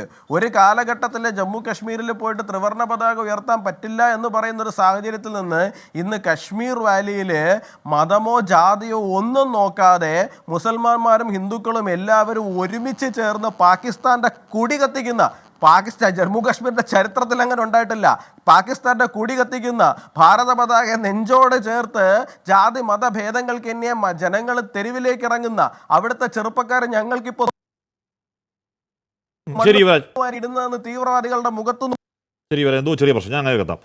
ബ്രിഗേഡിയർ ശ്രീ മോഹനപിള്ള ഇപ്പം അല്പസമയം മുൻപാണ് കേട്ടോ നമ്മുടെ വിനയ് നർവാളിൻ്റെ രക്തസാക്ഷി വിനയ് നർവാളിൻ്റെ സഹോദരി കരഞ്ഞുകൊണ്ട് ചോദിക്കുന്ന my brother was alive for 1.5 hours, 1.5 മണിക്കൂർ, but no help came, where was security എന്ന് ചോദിക്കുന്നുണ്ട്. ഇത് ഈ പഹൽഗാം എന്ന് പറയുന്ന സ്ഥലം LOCയിലല്ല, കുറേയധികം അകത്തേക്ക് മാറിയാണ്. ആയിരം എന്ന് പറഞ്ഞാൽ ഇപ്പോൾ ഈ പറയുന്ന മാസങ്ങൾ കശ്മീരിൻ്റെ ടൂറിസത്തിൻ്റെ പരമാവധിയാണ്. എന്ന് പറഞ്ഞാൽ ഈ പറയുന്ന 3 മാസങ്ങളിൽ കിട്ടുന്ന വരുമാനം കൊണ്ട് വേണം ബാക്കി എല്ലാ വർഷക്കാലത്തേക്കും ആ മേഖലയിലുള്ളവർക്ക് ജീവിക്കാൻ. ആ കഞ്ഞിയിൽ പാറ്റയിടാനും മാത്രം അത്രയും തിരക്കുള്ള സമയത്ത് പഹൽഗാമിൽ 2000 പേർ എത്തുന്ന പെർ ഡേ 2000 പേർ ഈ പറയുന്ന കാൽനടയായി മാത്രം പോകാൻ കഴിയുന്ന സ്ഥലത്തേക്ക് എത്തുന്ന സമയത്ത് ഇപ്പോൾ ചോദിക്കേണ്ട ചോദ്യമല്ല, ഇപ്പോൾ ചർച്ചയാക്കേണ്ട ചർച്ചയുമല്ല, ഇപ്പോൾ നമ്മുടെ ഫോക്കസ് അതിർത്തിക്കപ്പുറത്തെ ഇതിൻ്റെ സൂത്രധാരന്മാരോട് മറുപടി പറയിക്കുക, ജീവൻ കൊണ്ട് ചോര കൊണ്ട് മറുപടി പറയിക്കുക എന്ന് തന്നെയാണെന്ന് പറയുമ്പോൾ പോലും ഇത് പരിശോധിക്കണം. VP മാലിക് അടക്കമുള്ളവർ അക്കാര്യം പറയുന്നുണ്ട്. ഇനിയൊന്നും ആവർത്തിക്കാൻ പാടില്ല ശ്രീ മോഹനപിള്ള, പാഠമായി നമ്മൾ കാണണം. തീർച്ചയായിട്ടും ഹാഷ്മി, അത് കാര്യം വെച്ച് കഴിഞ്ഞാൽ നമ്മൾ ഇന്നലത്തെ ചർച്ചയിൽ തന്നെ പറഞ്ഞാണ്, this is not the right time to discuss about it, but there are 2 points. That is 1, intelligence failure. അത് 100% ഡിസ്കസ് ചെയ്തേ പറ്റൂ. അതായത് എന്തുകൊണ്ട് ഇൻഫർമേഷൻ പാസ്സായില്ല, അല്ലെങ്കിൽ അങ്ങനെ ഒരു ഇൻഫർമേഷൻ സ്വാഭാവികമായിട്ടും അത് ഒന്ന് വരേണ്ടതാണ്. രണ്ടാമത് ഈ സെക്യൂരിറ്റി ലാപ്സ് എന്ന് പറയുന്നത് അത് തീർച്ചയായിട്ടും ഒരിക്കലും നമ്മളത് ഒരു സീറോ എറർ സെൻറ്റർ ഇതിനു മുമ്പ് പറഞ്ഞ മാതിരി കാര്യം 100 നല്ല ഈവൻറ്റ്സ് ചെയ്തിട്ട് ഒരു ഈവൻറ്റ് ആയിക്കഴിഞ്ഞാൽ അതിനായിരിക്കും ക്രിറ്റിസിസം. അത് നമുക്ക് ചെയ്യാൻ പാടില്ലാത്തതാണ്. പ്രത്യേകിച്ചിട്ടും ഡിഫൻസ് ഫോഴ്സസിൽ ദർ ഇസ് എറർ പ്രൂഫ് എന്ന് പറഞ്ഞ സെക്കൻഡ് ഒരു സോറി എന്നില്ല. അതിൻ്റെ ഫണ്ടമെൻ്റൽ തിങ് എന്ന് പറയുന്നത് there is no runner up in the war, only winner മാത്രമേ ഉള്ളൂ. അപ്പോൾ അത് ഒരു പ്രാവശ്യം മാത്രം ഞങ്ങൾക്ക് തെറ്റുപറ്റി, ഇതുവരെ ഞങ്ങൾ കറക്റ്റ് ആയിരുന്നു. There is no point, no discussion at all, it's not possible as such. അത് നമുക്ക് ഒരു സൈഡിലോട്ട് വിടുക. അതിനല്ല കാരണം അങ്ങനെ ഒരു ഇഷ്യൂ ഉണ്ടായിട്ടുണ്ട് തീർച്ചയായിട്ടും. പക്ഷേ ടെററിസ്റ്റിന്റെ ഇങ്ങനെയുള്ള ഒരു ആക്ടിവിറ്റി നമ്മൾ ഒരിക്കലും പ്രതീക്ഷിച്ചില്ല, ഇത്രയും ഹീനമായിട്ടുള്ള ഒരു ആക്ടിവിറ്റി. അതുകൊണ്ടാണ് ബ്രിഗേഡിയർ മോഹനപിള്ള ഇവിടെ ഇവർ ഇങ്ങനെ കുറുക്കന്മാരെ പോലെ തക്കം പാർത്ത് കാത്തിരിക്കുകയല്ലേ? ശ്രീ യുവരാജ് പറഞ്ഞ ഒരർത്ഥത്തിൽ ശരിയാണ് എന്ന് പറഞ്ഞാൽ അവിടെ കുറെ അധികം തീർത്ഥാടകർ വരുന്നു, പോയ കാലത്തെ കാലാവസ്ഥ മാറുന്നു, അനുഭവം മാറുന്നു, സമാധാനപരം എന്നുള്ള ഒരു പ്രതീതി ഉണ്ടാകുമ്പോൾ കയറി അടിക്കുക എന്നുള്ളതാണല്ലോ ഇത്തരത്തിലുള്ള ഭീരുക്കളുടെ പതിവ് പണി. അത് നമ്മൾ ഫോർകാസ്റ്റ് ചെയ്യണമായിരുന്നു. ശ്രീ മോഹനപിള്ള എത്രമാത്രം പ്ലാൻഡ് ആണെന്ന് ആലോചിച്ച് നോക്കൂ. അവിടെ കൊന്നു തള്ളിയിട്ട് അവർ രക്ഷപ്പെട്ടു പോയിട്ടില്ല എന്നാണ് നമ്മുടെ വിശ്വാസം. രക്ഷപ്പെട്ടു പോകാതിരിക്കട്ടെ. പക്ഷേ ഇപ്പോഴും അവിടെ ഏതേതോ മേഖലകളിൽ പൈൻമരക്കാടുകൾക്കിടയിലൊക്കെ ഒളിച്ചിരിക്കാൻ അവർ കഴിയുന്നുണ്ടെങ്കിൽ എത്രമാത്രം പ്ലാൻഡ് അറ്റാക്കാണ് ശ്രീ മോഹനപിള്ള? ഇത് പ്ലാൻഡ് അറ്റാക്ക് ആണെന്നുള്ള കാര്യത്തിൽ യാതൊരുവിധ സംശയവുമില്ല. പക്ഷേ ഇവിടെ എല്ലാവരും പറയുന്നു കാശ്മീരിലെ ലോക്കൽ സപ്പോർട്ട് എല്ലാവരും ഒന്നിച്ചാണ് നിൽക്കുന്നത്. പക്ഷേ എനിക്കതിനകത്തൊരു മൈൽഡ് ഡീവിയേഷൻ ഉണ്ട്, വിയോജിപ്പുണ്ട്. കാരണം ഒരു കാരണവശാലും എൻ്റെ ഏറ്റവും കൂടുതൽ ഏരിയ സർവീസ് ഉണ്ടായിരുന്ന ഈ രജൗരി പൂർ പഞ്ചാൾ ഏരിയ അതുപോലെ ഇവിടെയുമാണ്. ഒരു ലോക്കൽ സപ്പോർട്ട് ഇല്ലാതെ ഇവർക്ക് ഒരു കാരണവശാലും ഏരിയ പോലും ഐഡന്റിഫൈ ചെയ്യാൻ പറ്റില്ല. അവർ ഓൾ ഓഫ് എ സഡൻ പാകിസ്ഥാനിൽ നിന്ന് വന്നിട്ട് അവർക്ക് പറയാൻ പറ്റുമോ ഈ പർട്ടിക്കുലർ ഏരിയയിൽ മാത്രം ട്രക്കിംഗ് നടക്കുന്നു അല്ലെ ഇങ്ങനെയാണ്? ലോക്കൽ സപ്പോർട്ട് ഉണ്ട്, പക്ഷേ അതൊരു കവേർട്ട് ഓപ്പറേഷൻ എന്നുള്ള രീതിയിൽ ഇൻഡയറക്റ്റ് ആയിട്ട്, കാര്യം ഇപ്പം ഇഷ്ടം പോലെ പൈസ കിട്ടുന്നുണ്ട് ട്രേഡേഴ്സിന്, ആ ഒരു രീതിയിൽ അവരവരുടെ കൂട്ടത്തിൽ തന്നെ നിൽക്കുന്നുണ്ട്. ഓക്കെ, ഓഫ് കോഴ്സ് ഇത് ഞങ്ങളുടെ ജീവനോപാധിയാണ്, ഇതാണ് എന്ന് പറഞ്ഞിട്ട്. ഞാൻ മനസ്സിലാക്കുന്നത് തീർച്ചയായിട്ടും TRF, അതായത് ഈ 2-3 വർഷം ഷട്ട് ഡൗൺ ചെയ്ത സമയത്ത് അവരുടെ RF എന്ന് പറയുന്ന റെസിസ്റ്റന്റ് ഫ്രണ്ട്, എന്താണ്, എന്തിനെ റെസിസ്റ്റ് ചെയ്യുക, അതായത് ഇന്ത്യ ഗവൺമെന്റിനെ റെസിസ്റ്റ് ചെയ്യുക എന്നുള്ള ഒരൊറ്റ മോട്ടോ, അതായത് ജമ്മു ആൻഡ് കാശ്മീർ പഴയ രീതിയിലേക്കും പുതിയ രീതിയിലോട്ട് വേണ്ട, പഴയ രീതിയിലോട്ട് തന്നെ നിന്നാൽ മതി എന്നുള്ള ആ റെസിസ്റ്റൻസ് ആണ് അവർ കാണിച്ചിരിക്കുന്നത്. അവിടെ സ്ലീപ്പർ സെല്ലുകൾ ആക്റ്റീവാണ്. അവിടെ മറ്റുള്ളവർ ലോക്കൽ സപ്പോർട്ട് ഇല്ലാതെ ഒരു കാരണവശാലും, അതായത് ലോകത്ത് എവിടെയാണെങ്കിൽ പോലും ടെററിസ്റ്റ് അറ്റാക്കിന് ലോക്കൽ സപ്പോർട്ട് ഇല്ലാതെ ഇല്ല എന്നുണ്ടെങ്കിൽ എല്ലാവരും അതിനകത്ത് പെട്ടുപോകും. ബോംബെ അറ്റാക്ക് നമ്മൾ കണ്ടതല്ലേ, രക്ഷപ്പെട്ടു പോയത് ആരാണ്? രക്ഷപ്പെടാൻ പറ്റില്ല, അത് ബലിദാനികളാകും. അവർ ബലിദാനിയല്ല, അവർ തീർച്ചയായിട്ടും അവിടുത്തെ, അതായത് എന്താ പറയുക, ഈയൽ മാതിരിയാണ്, തീയിലോട്ട് വരുന്നു തീരുന്നു. അതാണ് ഒരു സൈഡുള്ള ടെററിസ്റ്റ് അറ്റാക്ക് നമ്മൾ പഠിച്ചു കഴിഞ്ഞാൽ ടെററിസത്തിനെ കുറിച്ചിട്ടുള്ളത്. അല്ല, ഇവിടെ നടക്കുന്നത് എന്താണ്? ലോക്കൽ സപ്പോർട്ട്, അതായത് ഹിറ്റ് ചെയ്യുന്നു, എല്ലാം കഴിഞ്ഞതിന് ശേഷം വാനിഷ് ആകുന്നത് എന്ത് നമ്മളിവിടെ കണ്ടല്ലോ. ഒരു ഉദാഹരണം പറഞ്ഞുതരാം ലോക്കൽ സപ്പോർട്ടിന്റെ കാര്യം. ഇത് ഏതെങ്കിലും ഒരു സ്റ്റേറ്റിലാവട്ടെ, വേറെ ഏതെങ്കിലും ഒരു സ്റ്റേറ്റിലാണെന്നുണ്ടെങ്കിൽ നമ്മൾ കണ്ടു ഒരു മനുഷ്യനെ കാണാതാകുന്നു. സെക്യൂരിറ്റി ഫോഴ്സോ പാരാമിലിറ്ററി ഫോഴ്സോ പോലീസോ അല്ല, ലോക്കൽ ആളുകളാണ് അതിൽ കൂടുതൽ സെർച്ച് ഓപ്പറേഷന് വരുന്നത്. അത് എല്ലാ കാര്യങ്ങളും നമ്മൾ ആലോചിക്കുമ്പോൾ തീർച്ചയായിട്ടും ആലോചിക്കണം. ഞാൻ ഇപ്പോഴും പറയുന്നു, പാകിസ്ഥാന്റെ ചെറിയൊരു ലോയൽറ്റി ഇപ്പോഴും ജമ്മു ആൻഡ് കാശ്മീരിലുള്ള ആൾക്കാർക്കുണ്ട്, ലോയൽറ്റി ഉണ്ട്, അത് പെട്ടെന്ന് മാറില്ല. അതാണ് ഞാൻ ആദ്യം പറഞ്ഞത്. അതായത് അത് കുറച്ച് സമയമെടുക്കും മാറി വരണമെങ്കിൽ. 1925 ആയതുള്ളൂ, അതായത് 47 മുതൽ ആണ്. ഞാൻ പറഞ്ഞു 1947 to AK-47, ആ 47 എന്നുള്ളത് അങ്ങ് മാറണം. ഈ 47 ഇപ്പോൾ കണ്ടിന്യൂ ചെയ്ത് നിൽക്കുകയാണ്. അത് കഴിഞ്ഞതിന് ശേഷമുള്ള ഈ ഒരു പുതിയ ഒരു ഡെവലപ്മെന്റിൽ അവർ ഇൻഡോക്ട്രിൻ ചെയ്തുകൊണ്ടിരിക്കുകയാണ് റിലീജിയൻ. അതായത് ടെററിസ്ഥാനിലുള്ള ഒരേ ഒരു ഫാക്ടറി എന്ന് പറയുന്നത് ജിഹാദ് ഫാക്ടറിയാണ്. ആ ജിഹാദ് ഫാക്ടറി നിന്ന് പ്രൊഡ്യൂസ് ചെയ്യുന്ന, ഇന്ത്യയിൽ വളരെയധികം ഇന്ത്യ ഡെവലപ്പ് ചെയ്തുകൊണ്ടിരിക്കുകയാണ് മൾട്ടി ഫാക്ടറീസ്. ടെററിസ്ഥാനിലുള്ള ഫാക്ടറി എന്ന് പറയുന്ന ജിഹാദ് ഫാക്ടറി അല്ലാതെ അവർക്ക് വേറൊന്നുമില്ല. അടുത്ത പാകിസ്ഥാൻ ആർമി ചീഫ് അടുത്ത രാഷ്ട്രത്തിന്റെ തലവനാകാൻ നോക്കിയിരിക്കുന്നു. അപ്പം ഞാനും ഇവിടെ ഉണ്ടേ, എന്റെ പ്രസൻസ് ഇവിടെ അറിയിക്കണേ എന്നുള്ള രീതിയിൽ കാശ്മീരിലോട്ട് പറഞ്ഞ് വിട്ടിരിക്കുകയാണ് ഈ ടെററിസ്ഥാന്റെ ആർമി ചീഫ് എന്ന് പറയുന്ന ബുദ്ധിശൂന്യതായിട്ടുള്ള ആ വിദൂഷകൻ. അദ്ദേഹത്തെ സംബന്ധിച്ചിടത്തോളം ആ മാന്യദേഹത്തിന് അറിയില്ല എന്താണ് തീക്കൊള്ളിയിട്ട് തലചൊറിഞ്ഞാലുള്ള ഫലം എന്നുള്ളത്. അതാണിപ്പം വരാൻ പോകുന്നത്. കാര്യം ഇന്ത്യയുടെ ദയാദാക്ഷിണ്യം കൊണ്ട് മാത്രം നിലനിൽക്കുന്ന ഒരു രാജ്യമല്ലേ കാശ്മീർ, പാകിസ്ഥാൻ. ഇന്ത്യയുടെ ദയാദാക്ഷിണ്യം കൊണ്ട് മാത്രം നിലനിൽക്കുന്ന ഒരു രാജ്യമല്ലേ പാകിസ്ഥാൻ. ഇപ്പോൾ അഫ്ഗാനിസ്ഥാനിനേക്കാൾ ദുരിതപൂർണമാക്കുവാൻ വളരെ കുറച്ച് സമയം മാത്രം മതി. അതവർ മനസ്സിലാക്കുന്നില്ല. കാരണം അവർ നേരത്തെ സുൽഫിക്കർ അലി ഭൂട്ടോയുടെയൊക്കെ ഇസ്ലാമിക് ബോംബ് തിയറിയൊക്കെ പോയി. കാര്യം ഇന്ത്യയുമായിട്ട്, അതായത് any attack against Pakistan is considered as an attack against any Islamic country, ആർക്കും ഇടപെടാം. അതൊക്കെ മാറി, സിറ്റുവേഷൻ മാറി. അതുകൊണ്ട് ഇസ്ലാമിക് ബോംബൊന്നും ഇനിയും വർക്ക് ചെയ്യില്ല. അതായത് ഇപ്പോൾ വേണ്ടത് മനുഷ്യൻ ബുദ്ധിപൂർവമായിട്ട് ചിന്തിച്ചു കഴിഞ്ഞു. അതിൽ ഒരു മൈനോറിറ്റി എന്ന് പറയുന്ന ഒരു ഗ്രൂപ്പ് എല്ലാ റിലീജിയനിലും, അതായത് ബെർണാഡ് ഷാ പറഞ്ഞ പോലെ ആ കറുപ്പ് റിലീജിയൻ എന്ന് പറഞ്ഞ കറുപ്പ് തിന്ന് ഇങ്ങനെ മതോന്മത്തമായിട്ട് നടക്കുന്നു. അതിനുശേഷം വരാൻ പോകുന്ന ഭവിഷ്യത്ത് എന്ത് എന്നുള്ളത് അവരറിയാൻ പോകുന്നതേ ഉള്ളൂ. അതിനകത്ത് യാതൊരുവിധ സംശയവുമില്ല. ഈ പറയുന്ന പുതിയ പട്ടാള മേധാവിയുടെ ലക്ഷ്യം അയാൾക്ക് സൈനിക മേധാവി പദവി അലങ്കരിക്കലല്ല നേരെ ലക്ഷ്യം. അയാളുടെ ലക്ഷ്യം രാഷ്ട്രീയ ലക്ഷ്യങ്ങളാണ്. അയാളുടെ ലക്ഷ്യം പാകിസ്ഥാൻ അധികാരം പിടിച്ചെടുക്കലാണ്. ജനറൽ പർവേസ് മുഷാറഫും കിയാനിയും ഒക്കെയാണ് അയാളുടെ ഗുരുക്കൾ. അയാൾ ISIലൊക്കെ ഉണ്ടായിരുന്ന ആളാണ്. അയാളുടെ ലക്ഷ്യം, അല്ലെങ്കിൽ ആ പറയുന്ന വർത്താനം നമ്മൾ കേട്ടതല്ലേ, അതൊരു സൈനിക മേധാവിയുടെ വാക്ക് മാന്യതയ്ക്ക് ചേർന്ന വർത്താനമാണോ അയാൾ പറഞ്ഞല്ലോ. അപ്പോൾ അയാളുടെ ലക്ഷ്യം വേറെയാണ്. അയാളുടെ ലക്ഷ്യം പാകിസ്ഥാനിൽ കയോസ് ഉണ്ടാക്കുകയാണ്. ആ കയോസിൽ കൂടി അവിടെ ജനാധിപത്യ അട്ടിമറിയാണ്, അവിടെ അധികാരം പിടിച്ചെടുക്കലാണ്, അവിടെ വീണ്ടും ഒരു സ്വേച്ഛാധിപതി ആവലാണ് എന്നുള്ളതാണ്. അതിന് നമ്മുടെ 10-28 പേരുടെ നെഞ്ചത്ത് കയറണോ? ഞാൻ അങ്ങയിലേക്ക് എത്താം. ശ്രീ മോഹൻ വർഗീസ്, അവിടെ നേരത്തെ പറഞ്ഞതുപോലെ അവർ ഈ പാകിസ്ഥാനും ചില ഒരുക്കങ്ങൾ നടത്തിയിട്ടുണ്ട്, അല്ലെങ്കിൽ നടത്തുന്നു എന്ന പ്രതീതി ഉണ്ടാക്കുന്നു. ബോർഡറിൽ നിന്ന് സൈന്യത്തെ വലിക്കുന്നു, ബോർഡറിൽ നിന്ന് ആൾക്കാരെ വലിക്കുന്നു. നമ്മൾ നദീജലക്കര റദ്ദാക്കുമ്പോൾ ഞങ്ങൾ ഷിംല റദ്ദാക്കുമെന്ന് പറയുന്നു. നമ്മൾ വ്യോമപാത അടയ്ക്കുമെന്ന് പറയുമ്പോൾ ഞങ്ങൾ ഇന്നലെ അടച്ചു എന്ന് പറഞ്ഞ പ്രകോപനം ഉണ്ടാക്കുന്നു. അവിടെ വിദേശകാര്യമന്ത്രി അടക്കം പ്രകോപനങ്ങൾ ഉണ്ടാക്കിക്കൊണ്ടേയിരിക്കുന്നു. ഇത് മണിപ്പൂരിൽ കാണുന്ന പോലെ, അസമിൽ കാണുന്നത് പോലെ, മറ്റെവിടെയൊക്കെയോ കാണുന്നത് പോലെ രാജ്യത്തിനെതിരെ രാജ്യത്തിൻ്റെ പൗരന്മാർ രാജ്യത്തോട് യുദ്ധം ചെയ്യുന്നതാണ് എന്ന വിവരക്കേട് പറയുന്നു. ശ്രീ മോഹൻ വർഗീസ്, ഈ നയതന്ത്ര ഏറ്റുമുട്ടലിനൊടുവിൽ നമ്മളൊരു യുദ്ധം പ്രതീക്ഷിക്കണമോ? യുദ്ധസമാനമായ ഒരു സാഹചര്യത്തിലൂടെയാണ് ഇപ്പോൾ അതിർത്തി മേഖല കടന്നു പോകുന്നത്. അതിർത്തിയിൽ രണ്ടു ഭാഗത്തുമുള്ള ബിൽഡപ്പ് ഒരു സൂചനയാണെങ്കിൽ ഏത് നിമിഷവും സംഭവിക്കാവുന്ന ഒരു അനിവാര്യതയായി അത് മാറിയിരിക്കുന്നു. യഥാർത്ഥത്തിൽ ഇന്ത്യയുടെ ഒരു നിയന്ത്രണ രേഖ, പാകിസ്ഥാനുമായുള്ള ആ ഒരു യഥാർത്ഥ നിയന്ത്രണ രേഖയുണ്ടല്ലോ, ആ നിയന്ത്രണ രേഖ കടക്കുന്ന ഒരു ഘട്ടം വന്നു കഴിഞ്ഞാൽ ഒരുപക്ഷെ പിടിച്ചാൽ കിട്ടാത്ത രീതിയിലേക്ക് പോകും. അതുകൊണ്ട് ഇപ്പോൾ നയതന്ത്ര തലത്തിലേക്ക് മാത്രമാണ് യുദ്ധം ക്രമീകരിച്ചിരിക്കുന്നത്. അതിൽ പ്രധാനപ്പെട്ട ഒരു കാര്യമാണ് ജലയുദ്ധം. അത് തുടങ്ങിക്കഴിഞ്ഞു. അതിനുശേഷമുള്ള മറ്റ് കാര്യങ്ങളെല്ലാം തന്നെ സമ്മർദ്ദ തന്ത്രം മാത്രമാണ്. വാഗാ അതിർത്തി അടയ്ക്കുന്നു, അറ്റാരി അതിർത്തി അടയ്ക്കുന്നു. അപ്പോൾ അങ്ങോട്ടും ഇങ്ങോട്ടുമുള്ള ഗതാഗതം തടയപ്പെടുന്നു. അതുമാത്രമല്ല, ഈ നയതന്ത്ര ഉദ്യോഗസ്ഥന്മാരെ പരസ്പരം പുറത്താക്കുന്നു. 30 പേരെ വീതം പുറത്താക്കി 55-ൽ നിന്നും എണ്ണം ഒരു 30-ആക്കി കുറച്ചുകൊണ്ടുവരുന്നു. അപ്പോൾ 25 പേരെ വീതം പുറത്താക്കുകയാണ്. ഇതെല്ലാം ഒരു റുട്ടീൻ എക്സസൈസ് എന്ന രീതിയിൽ മാത്രം കണ്ടാൽ മതി. പക്ഷേ ഭാരതം എല്ലാ പഴുതുകളും അടച്ചുകൊണ്ടുള്ള നയതന്ത്ര നീക്കമാണ് ഹാഷ്മി നടത്തുന്നത്. അതിനുദാഹരണമാണ് ഭാരതത്തിന് ഏതെല്ലാം പ്രമുഖ രാജ്യങ്ങളുടെ എംബസികളും ഹൈക്കമ്മീഷനിലും ഭാരതത്തിലുണ്ടോ അവരെല്ലാം പ്രമുഖ ആളുകളെ, ബ്രിട്ടീഷ് ഹൈക്കമ്മീഷണർ അല്ലെങ്കിൽ റഷ്യൻ അംബാസിഡർ, അമേരിക്കൻ അംബാസിഡർ, ഇവരെല്ലാം വിളിച്ച് ഡൽഹിയിൽ മന്ത്രാലയത്തിലേക്ക് വിളിച്ച്, വിദേശകാര്യ മന്ത്രാലയത്തിലേക്ക് വിളിച്ച് അവരെ ബ്രീഫ് ചെയ്യുന്ന ഒരു ഹൃദ്യമായ കാഴ്ച കണ്ടു. അവരറിയണം പാകിസ്ഥാന്റെ കരങ്ങൾ ഇതിലുണ്ട്, അതിനുള്ള തെളിവ് ഞങ്ങളുടെ കയ്യിലുണ്ട്.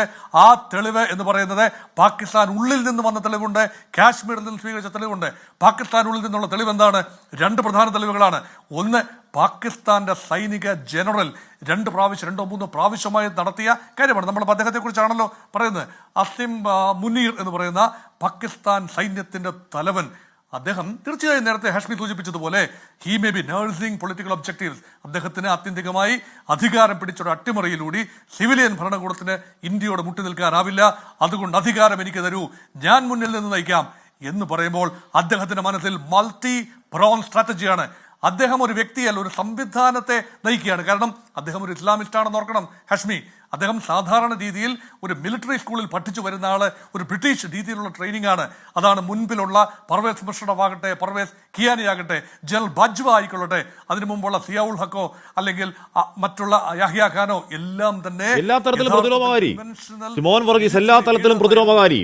ഈ പറയുന്ന കൊടിയ വർഗീയവാദി, ഇന്ത്യ വിരോധം മാത്രം മുഖമുദ്രയാക്കിയാൾ, ISIയുടെ ആൾ, അവിടുത്തെ പ്രവിശ്യകളിലെ ഈ പറഞ്ഞ തീവ്രവാദ സംഘങ്ങളുടെ പിന്തുണയുള്ളയാൾ, പാക് പട്ടാളത്തിനെ മേധാവിയാകും മുൻപ് തന്നെ നിയന്ത്രിക്കാൻ കരുത്തുള്ളയാൾ എന്ന് പറഞ്ഞ എല്ലാ തരത്തിലും പ്രതിലോമകാരി. അതെ, വെറും പിന്തുണയല്ല ശ്രീ ഹാഷ്മി. ഇവിടെ നമുക്ക് സ്ഥിരീകരിക്കുന്ന റിപ്പോർട്ടുകൾ അനുസരിച്ച് ലഷ്കർ-ഇ-തോയ്ബ ഓർഗനൈസ് ചെയ്യുന്ന ക്യാമ്പിൽ ഹർക്കത്തുൽ മുജാഹിദീനും ഹിസ്ബുൾ മുജാഹിദീനും ഓർഗനൈസ് ചെയ്ത ടെറർ റിക്രൂട്ട്മെന്റ് ക്യാമ്പുകളിൽ പങ്കെടുത്ത ഒരു ട്രാക്ക് റെക്കോർഡുള്ള ഏക പട്ടാള ഭരണാധികാരിയായിരിക്കും. പണ്ടൊക്കെ ഒരു മറയുണ്ടായിരുന്നു ഇതൊക്കെ രഹസ്യമായി ക്ലാൻഡസ്റ്റൈൻ ഓപ്പറേഷൻസ് ആണ്.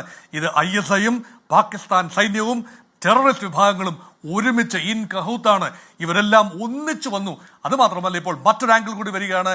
ഇവിടെ മധ്യപൗരസ്ത്യ പ്രദേശത്ത് നിന്നും ഹമാസിന്റെ ഒരു നേതാവ് അവിടെ വന്ന് പാകിസ്ഥാനിൽ വന്ന് ISI നേതാക്കളുമായും അതുപോലെ ജയ്ഷെ മുഹമ്മദിന്റെ നേതാക്കളുമായും സംസാരിച്ചതിനെക്കുറിച്ചുള്ള റിപ്പോർട്ട് വെളിയിൽ വരികയാണ്. അതൊരു കാര്യം. രണ്ട്, ഈ ഫ്രോണ്ടൽ ഓർഗനൈസേഷൻ ഉണ്ടല്ലോ, ലഷ്കർ ഇ തൊയ്ബ, മുംബൈ ആക്രമണവും ഇപ്പോഴത്തെ ആക്രമണവും എല്ലാം സ്പിയർ ഹെഡ് ചെയ്ത ഹഫീസ് തുടങ്ങിയ ആ ഒരു ലഷ്കർ ഇ തൊയ്ബ എന്ന ആ സംഘടനയുടെ frontal organisation the resistance front. അപ്പോൾ നോക്കൂ, ഒരു ഇസ്ലാമിക് പേരില്ല എന്ന് ഓർക്കണം. ദി റെസിസ്റ്റൻസ് ഫ്രണ്ട് എന്ന് പറയുമ്പോൾ ഒരു ഇംഗ്ലീഷ് നെയിമാണ്. അവിടെ ഒരു പ്രഥമ ദൃഷ്ടിയ അതൊരു കാശ്മീരിൽ, ഇന്ത്യൻ കാശ്മീരിലെ ഒരു റെസിസ്റ്റൻസ് ഫ്രണ്ട് ആർട്ടിക്കിൾ 370 അബ്രോഗേറ്റ് ചെയ്തതിനുള്ള ശരി, അതൊക്കെ അവരുടെ ഈ പറഞ്ഞ ക്യാമോഫ്ലാഷ് അല്ലേ? തെളിവ് ഇപ്പൊ ഞാൻ പറഞ്ഞ കാർഗിൽ യുദ്ധത്തിൽ ഞങ്ങൾക്ക് പങ്കില്ലെന്ന് പറഞ്ഞവരാ, മുംബൈ ഭീകരാക്രമണത്തിൽ ഞങ്ങൾക്ക് പങ്കില്ലെന്ന് പറഞ്ഞവരാ. ഇവർ ഏതെങ്കിലും സമയത്ത് ഏതെങ്കിലും അക്രമത്തിൽ ഞങ്ങൾക്കൊരു ചെറിയ പങ്കുണ്ട് കേട്ടോ എന്തെങ്കിലും സമ്മതിക്കാത്തവർ ഈ ഇതിൽ എന്താണ് ഞങ്ങൾക്ക് പങ്കുണ്ടെന്ന് പറയുമോ? അതൊക്കെ അവർ തെളിവ് ചോദിക്കും. തെളിവ് കൊടുത്താൽ ആകാശത്തേക്ക് വാവിളിച്ചു നിൽക്കും. അത് പാകിസ്ഥാൻ പുതിയ കാര്യമല്ല. ഇപ്പോൾ സർവകക്ഷിയോഗം അവിടെ സമാപിക്കുന്നുണ്ട്. രാഹുൽ ഗാന്ധി ജമ്മു കാശ്മീരിലേക്ക് എന്ന വാർത്ത വരുന്നു. സന്ദർശനം നാളെയാണ്. അനന്ത്നാഗിൽ പരിക്കേറ്റവരെ സന്ദർശിക്കും. ഞാൻ ഇടവേളയിലേക്ക് ക്ഷമിക്കണം. ഇടവേളയ്ക്ക് ശേഷം അനിൽ ബോസിലേക്കും ഞാൻ നമ്മുടെ വിനിത വിജയിലേക്കും ഒന്ന് പോകും. ഇടവേള. ഏറ്റവും പ്രധാനപ്പെട്ട സർവകക്ഷിയോഗമായിരുന്നു അത്. ആ സർവകക്ഷിയോഗം പൂർത്തിയാകുമെന്നാണ് അറിയാൻ കഴിയുന്നത്. രാഹുൽ ഗാന്ധി അനന്ത്നാഗിലേക്ക് ജമ്മു കാശ്മീരിലേക്ക് പോകുന്ന അടക്കമുള്ള തീരുമാനങ്ങളും പുറത്തേക്ക് വരുന്നു. വിനിത വിജയാണ് സർവകക്ഷിയോഗത്തിന് വിവരങ്ങളുമായി ചേരുന്നത്. വിനിത, ഏറ്റവും പ്രധാനപ്പെട്ട സർവകക്ഷിയോഗമായിരുന്നു നമ്മുടെ ഇപ്പോൾ നിലവിലുള്ള അവസ്ഥ, സ്വീകരിക്കേണ്ട കാര്യങ്ങളെക്കുറിച്ചൊക്കെ വളരെ ഗൗരവത്തിലുള്ള ചർച്ച ഉണ്ടായ. സെക്യൂരിറ്റി ലാബ്സിനെ പറ്റിയുള്ള പ്രാഥമികമായ ചില ചോദ്യങ്ങൾ ഉന്നയിക്കലൊക്കെ ഉണ്ടാകുമെന്ന് പ്രതീക്ഷ സർവകക്ഷിയോഗമായിരുന്നു. അതിനുശേഷം ആരെങ്കിലും മാധ്യമങ്ങളെ കാണുന്നുണ്ടോ? എന്താണ് കിട്ടുന്ന വിവരം വിനീത? ഹാഷ്മി, സർവകക്ഷി യോഗം അവസാനിച്ചിരിക്കുന്നു. ഈ കേന്ദ്രത്തിന്റെ തീരുമാനത്തിനെതിരെ, ഭീകരതയെ ചെറുത്തു തോൽപ്പിക്കുന്നതിനുള്ള കേന്ദ്രത്തിന്റെ നടപടിയുമായി കേന്ദ്രം മുന്നോട്ട് പോകുമ്പോൾ അതിന്റെ പൂർണ്ണ പിന്തുണ പ്രതിപക്ഷ പാർട്ടികളടക്കം നൽകിയിട്ടുണ്ടെന്നാണ് ഇപ്പോൾ പുറത്തുവരുന്ന റിപ്പോർട്ടുകൾ. ഒപ്പം തന്നെ ഏതെങ്കിലും തരത്തിൽ സുരക്ഷാ വീഴ്ച ഉണ്ടായിട്ടുണ്ടോ എന്നുൾപ്പെടെയുള്ള കാര്യങ്ങൾ പരിശോധിക്കണമെന്നും കോൺഗ്രസ് അടക്കമുള്ള പ്രതിപക്ഷ പാർട്ടികൾ ആ യോഗത്തിൽ ഉന്നയിച്ചിട്ടുണ്ടെന്നാണ് നമുക്ക് ലഭ്യമായിരിക്കുന്ന വിവരം. ഇപ്പോൾ സർവകക്ഷി യോഗം പൂർത്തിയായി മന്ത്രിമാർ പുറത്തേക്ക് പോയിരിക്കുകയാണ്. അല്പസമയത്തിനകം തന്നെ ഹാരിസ് ബീരാൻ എംപിയുടെ ഒരു പ്രതികരണം ഉണ്ടാകുമെന്നാണ് നമുക്ക് മനസ്സിലാക്കാൻ കഴിയുന്നത്. അദ്ദേഹം യോഗം കഴിഞ്ഞ് പാർലമെന്റിൽ നിന്ന് പുറത്തേക്ക് ഇറങ്ങിയിട്ടുണ്ട്. അല്പസമയത്തിനകം മാധ്യമങ്ങളെ കാണാമെന്ന് കൂടി അറിയിച്ചിട്ടുണ്ട്. കേന്ദ്ര ആഭ്യന്തരമന്ത്രി അമിത്ഷാ, പ്രതിരോധ മന്ത്രി രാജ്നാഥ് സിംഗ്, നിർമ്മല സീതാരാമൻ, കിരൺ റിജിജു, JP നദ്ദ ഉൾപ്പെടെയുള്ളവർ യോഗത്തിൽ പങ്കെടുത്തിട്ടുണ്ടായിരുന്നു. പ്രതിപക്ഷത്ത് നിന്ന് രാഹുൽ ഗാന്ധിയും മല്ലികാർജ്ജുൻ ഖാർഗെയുമാണ് യോഗത്തിൽ പങ്കെടുത്തിട്ടുണ്ടായിരുന്നത്. ഒപ്പം തന്നെ കോൺഗ്രസിന്റെ ഒരു നിർണായക തീരുമാനം കൂടി ഈ ഘട്ടത്തിൽ വന്നിരിക്കുകയാണ്. ജമ്മു കാശ്മീർ സന്ദർശിക്കാൻ പോവുകയാണ് രാഹുൽ ഗാന്ധി. നാളെ അനന്ത്നാഗിൽ സന്ദർശനം നടത്തും. ഈ അനന്ത്നാഗ് ആശുപത്രിയിൽ ഈ ഭീകരാക്രമണത്തിൽ പരിക്കേറ്റ് ചികിത്സയിൽ കഴിയുന്നവരെ അദ്ദേഹം നേരിട്ടെത്തി കാണുമെന്നും അറിയിച്ചിട്ടുണ്ട്. അദ്ദേഹം സർവകക്ഷിയോഗത്തിന്റെ വിവരങ്ങൾ പറയുകയായിരുന്നു വിനിത വിജയ്. നാളെ രാഹുൽ ഗാന്ധി അങ്ങോട്ടേക്ക് പോവുകയാണ്. Shanil boss, ask for Modi Shah resignation first. They have been tested many times on China, Pakistan, Maldives, Bangladesh and both hearts surrendered. എന്ന് പറഞ്ഞാൽ ഇത് ഉന്നയിക്കുന്നത് നിങ്ങളൊന്നുമല്ല, ഉന്നയിക്കുന്നത് അവരുടെ കൂടെ BJPയുടെ കൂടെ നിന്ന് സുബ്രഹ്മണ്യ സ്വാമി ഉന്നയിക്കുന്നതാണ്. പോട്ടെ, സുബ്രഹ്മണ്യ സ്വാമി കുറച്ച് ഓവർ സ്പോക്കൺ ആണ്, അല്ലെങ്കിൽ മോദിയുമായി എന്തോ കടുത്ത ശത്രുത പോലെ ഇക്കാലം പെരുമാറുന്നുമുണ്ട്. ആ ആവശ്യം ഉന്നയിച്ചില്ലെങ്കിലും ഇന്നല്ലെങ്കിൽ നാളെ അവിടെ ഉണ്ടായ പ്രശ്നങ്ങളെക്കുറിച്ച്, ഇനി അവിടെ ആവർത്തിക്കാതിരിക്കേണ്ടതിനെക്കുറിച്ചുള്ള ചോദ്യങ്ങൾ, രാഷ്ട്രീയ ചോദ്യങ്ങൾ തന്നെ ഉന്നയിക്കേണ്ടവർ നിങ്ങളാണ് ഷാനിൽ ബോസ്. ഇപ്പോഴല്ല പിന്നെ. സ്വാഭാവികമായും. പക്ഷേ നമ്മളെ സംബന്ധിച്ച് ഇപ്പോഴത്തെ ഒരു ഷോക്കാണ്. ഇന്ത്യയിലെ മുഴുവൻ ആളുകളെ സംബന്ധിച്ചും വലിയൊരു ഷോക്കിൽ നിൽക്കുന്ന സമയമാണ്. ഈ സമയത്ത് നമ്മൾ രാഷ്ട്രീയം പറയേണ്ട സമയമല്ല. നമ്മളിപ്പോൾ അവിടെ സുരക്ഷാ വീഴ്ച ഉണ്ടായി എന്ന് പറയുന്നത് അവിടെ അനുഭവസ്ഥരുടെ പ്രതികരണത്തിൽ നിന്നും അവിടെ പോയി. ഇന്നലെ തന്നെ അവിടെ ഈ സംഭവ സ്ഥലം സന്ദർശിച്ച് ആദരാഞ്ജലി അർപ്പിച്ച കൂട്ടത്തിൽ മലയാളിയായ കോൺഗ്രസിൻ്റെ സംഘടനാ ചുമതലയുള്ള ജനറൽ സെക്രട്ടറി KC വേണുഗോപാൽ അടക്കം ഉണ്ടായിരുന്നു. അപ്പോൾ അവർ പോയി പല ആളുകളെയും കാണുകയും അവരുമൊക്കെയായി ഇൻട്രാക്ട് ചെയ്തിട്ടുണ്ട്. അപ്പോൾ ആ ഇൻട്രാക്ഷനിൽ വളരെ ബോധ്യപ്പെട്ടൊരു കാര്യമാണ് സുരക്ഷാ വീഴ്ച. അത് പരിശോധിക്കണമെന്ന് സർവകക്ഷി യോഗത്തിൽ ആവശ്യപ്പെടണ്ടേ? പ്രതിപക്ഷ നേതാവും പ്രതിപക്ഷത്തെ ഏറ്റവും പ്രധാനപ്പെട്ട പാർട്ടിയായ കോൺഗ്രസിൻ്റെ പ്രസിഡന്റും അത് ആവശ്യപ്പെടണ്ടേ? അത് ന്യായമായ ഒരു ആവശ്യമാണ്. ഈ ചർച്ചയിൽ പങ്കെടുക്കുന്ന BJP പ്രതിനിധിക്ക് പോലും അത് നിഷേധിക്കാൻ കഴിയുന്നില്ലല്ലോ. സൈനിക മേഖലയിൽ എക്സ്പീരിയൻസ്ഡ് ആയിട്ടുള്ള കാശ്മീരിലടക്കം ജോലി ചെയ്ത അദ്ദേഹം ഈ ചർച്ചയിൽ പങ്കെടുത്തിട്ട് അദ്ദേഹത്തിന് നിഷേധിക്കാൻ കഴിയില്ല. സെക്യൂരിറ്റി ലാബ്സ് ഉണ്ടായി എന്ന് BJPയുടെ സംസ്ഥാന അധ്യക്ഷൻ തന്നെ പറയുന്നുണ്ട്. അതിലാർക്കാണ് സംശയം? സെക്യൂരിറ്റി ലാബ്സ് ഉണ്ടായി എന്നുള്ളത് BJPയുടെ സംസ്ഥാന അധ്യക്ഷൻ തന്നെ പറയുന്നുണ്ട്. അതിൽ സംശയമില്ലല്ലോ ആർക്കും. പക്ഷേ അത് ഗൗരവതരമായ ചർച്ചകൾക്ക് ഇപ്പോഴുള്ള സമയം ആയിട്ടില്ലെന്നതേ ഉള്ളൂ. പക്ഷേ അത് ചർച്ചയ്ക്ക് വിധേയമാക്കണം. എന്തിനാണ് ചർച്ചയ്ക്ക് വിധേയമാക്കുന്നത്? അത് രാഷ്ട്രീയമായി മുൾമുനയിൽ നിർത്തലല്ല ലക്ഷ്യം, അല്ലെങ്കിൽ അത് മാത്രമല്ല ലക്ഷ്യം. ഇനി ഇങ്ങനെ ഉണ്ടാവാൻ പാടില്ല. അതുറപ്പിക്കാൻ എവിടെയാണ് പിഴവെന്ന് പരിശോധിക്കണ്ടേ അനിൽ ബോസ്? അല്ല, ഞാൻ പറഞ്ഞതെന്താ, ഞാൻ പറഞ്ഞത് ഇത്രയുമേ ഉള്ളൂ ഹാഷ്മി. ഇതിൻ്റെ അകത്ത് പൊളിറ്റിക്സ് കളിക്കേണ്ട ഒരു ടൈമല്ല നമ്മുടെ രാജ്യത്തെ സംബന്ധിച്ചിടത്തോളം ഇത്. അപ്പോൾ ആ പൊളിറ്റിക്കൽ ഒരു ഡിബേറ്റിനുള്ള അവസരമല്ലാത്തത് കൊണ്ട് അത്തരമൊരു ചർച്ചയിലേക്ക് ഒരു പാർട്ടിയും പോവില്ല, ഒരു വ്യക്തിയും പോവില്ല. കാരണം ഇത് നമ്മളെ വേദനിപ്പിക്കുന്നതാണ്, നമ്മളെ ഞെട്ടിപ്പിക്കുന്ന ഒരു സംഭവമാണ്. അപ്പോൾ ഈ ഭീകരതയ്ക്കെതിരായ പോരാട്ടം നമ്മുടെ രാജ്യം ഒറ്റക്കെട്ടായി നിന്ന് പോരാടണം, അത് നടത്തണം. അതിന് തീവ്രമായ നിലപാടെടുക്കേണ്ട സന്ദർഭത്തിൽ മറ്റൊരു രീതിയിലേക്ക് ചർച്ച വഴിമാറ്റാനല്ല ആരും ശ്രമിക്കേണ്ടത്.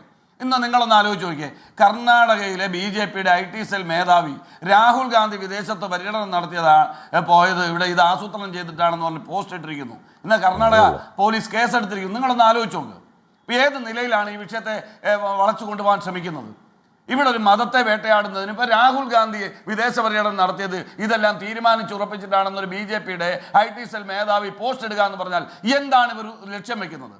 ഞങ്ങൾ ആ നിലവാരത്തിലേക്ക് പോകുന്നില്ല എന്ന്, ഞങ്ങൾ ആ നിലവാരത്തിലേക്ക് പോകാൻ ഉദ്ദേശിക്കുന്നില്ല. ഞങ്ങൾ ഈ രാജ്യത്തെ രാജ്യമായി കാണാൻ ആഗ്രഹിക്കുന്നു, ആ രാജ്യത്തെ ജനങ്ങളെ ഒന്നായി കാണാൻ ആഗ്രഹിക്കുന്നു. ഈ രാജ്യം നേരിടുന്ന ഇത്തരം ഞെട്ടലുളവാക്കിയ ഈ സംഭവത്തിൽ കക്ഷി രാഷ്ട്രീയത്തിന് അതീതമായി ഗവൺമെന്റ് ആക്ട് ചെയ്യണം. ആ ഗവൺമെന്റിന് ഇന്ത്യയുടെ പ്രതിപക്ഷത്തിന് പിന്തുണയുണ്ട്, ഇന്ത്യൻ നാഷണൽ കോൺഗ്രസിന് പിന്തുണയുണ്ട്. രാഹുൽ ഗാന്ധി അവിടെ സന്ദർശിക്കുന്നു. രാഹുൽ ഗാന്ധി മാത്രമല്ല, ഉത്തരവാദിത്തപ്പെട്ട ആളുകൾ സന്ദർശിക്കട്ടെ. ആ സന്ദർശിച്ച് വളരെ ക്രിയാത്മകമായ ഇവിടുത്തെ പ്രശ്നങ്ങൾ മനസ്സിലാക്കി ഒറ്റക്കെട്ടായി നിന്നതിനെ ചെറുക്കാൻ, പാകിസ്ഥാൻ ആണെങ്കിൽ പാകിസ്ഥാൻ തീവ്രവാദികൾ, ആ തീവ്രവാദികൾക്കെതിരെ ഒറ്റക്കെട്ടായി നമ്മൾ രാജ്യം ഒന്നടങ്കം നിൽക്കണമെന്ന്. പക്ഷേ ഇത്തരമൊരു യോഗം നടക്കുമ്പോൾ, സർവകക്ഷി യോഗം നടക്കുമ്പോൾ, ഏറ്റവും പ്രധാനപ്പെട്ട യോഗത്തിൽ സുരക്ഷാ വീഴ്ച ഉണ്ടായി എന്ന് പ്രഥമ ദൃഷ്ട്യാ അനുകൂലികൾക്കും പ്രതികൂലികൾക്കും എല്ലാവർക്കും, തിരിച്ചറിവുള്ള എല്ലാവർക്കും ബോധ്യപ്പെട്ടെങ്കിൽ അത് ചൂണ്ടിക്കാണിക്കണ്ടേ? അത് ചൂണ്ടിക്കാണിക്കും, അത് ചൂണ്ടിക്കാണിക്കുക തന്നെ ചെയ്യും. പക്ഷെ മറ്റു ഡിബേറ്റുകൾ അത് മറ്റൊരു അവസരത്തിൽ പിന്നെ ആകാമെന്നുള്ളതാണ്. ശിവരാജ് ഗോകുൽ, അത് പ്രതിപക്ഷത്തിന്റെ കടുത്ത പിന്തുണയാണ്, അത് പ്രതിപക്ഷം നൽകുന്ന ശക്തമായ പിന്തുണയാണ് എന്ന് പറഞ്ഞാൽ മുംബൈ ഭീകരാക്രമണം ഉണ്ടായപ്പോൾ അധികം വൈകാതെ മൻമോഹൻ സിംഗിന്റെ രാജി ആവശ്യപ്പെട്ട അന്നത്തെ ഗുജറാത്ത് മുഖ്യമന്ത്രി നരേന്ദ്രമോദി ഉണ്ട് കേട്ടോ. യുവരാജ് ഗോകുൽ, ഇപ്പോൾ അനിൽ ബോസിന് അക്കാര്യത്തിൽ ക്ലാരിറ്റി ഉണ്ട്, അത് പറയേണ്ട സമയം ഇപ്പോഴേ അല്ല എന്ന് ക്ലാരിറ്റി ഉണ്ട്. ഇപ്പോൾ നമ്മുടെ പ്രൈം പ്രയോറിറ്റി തിരിച്ചടി തന്നെയാണ്, ഏതളവിൽ ഏത് എക്സ്റ്റൻറ്റിലെ തിരിച്ചടി തന്നെയാണ് യുവരാജ് ഗോകുൽ. അല്ല ഹാഷ്മി, ഇതിനകത്ത് രാഷ്ട്രീയം പറയണ്ട എന്ന് വിചാരിച്ചാണ് ഫസ്റ്റ് റൗണ്ടിൽ ഞാനത് വിട്ടിട്ട് പോയത്. അനിൽ ബോസെ, ലോകത്തെ ഏറ്റവും വലിയ ഇൻ്റലിജൻസ് സംവിധാനം ഉള്ളത് മൊസാദിനാണ്. ആ മൊസാദ് നിയന്ത്രിച്ചുകൊണ്ടിരിക്കുന്ന, അല്ലെങ്കിൽ ആ മൊസാദ് സുരക്ഷാ കാര്യങ്ങൾ നിയന്ത്രിക്കുന്ന ഇസ്രായേലിൽ പോലും ഒരു 5-6 മാസങ്ങൾക്ക് മുമ്പ് എന്താണ് ഉണ്ടായതെന്ന് നമുക്കറിയാം. അപ്പോൾ ഇതൊക്കെ ലോകത്ത് എല്ലായിടത്തും സംഭവിക്കുന്നത് തന്നെയാണ്. യൂറോപ്പിൻ്റെ സംഘടനാ സംവിധാനം എന്ന് ഞാൻ ഉദ്ദേശിക്കുന്ന ഇൻ്റലിജൻസ്, സാങ്കേതികമായിട്ടുള്ള അത്തരം സംവിധാനങ്ങളെ ആരും വിലകുറച്ചൊന്നും കാണുന്നില്ലല്ലോ.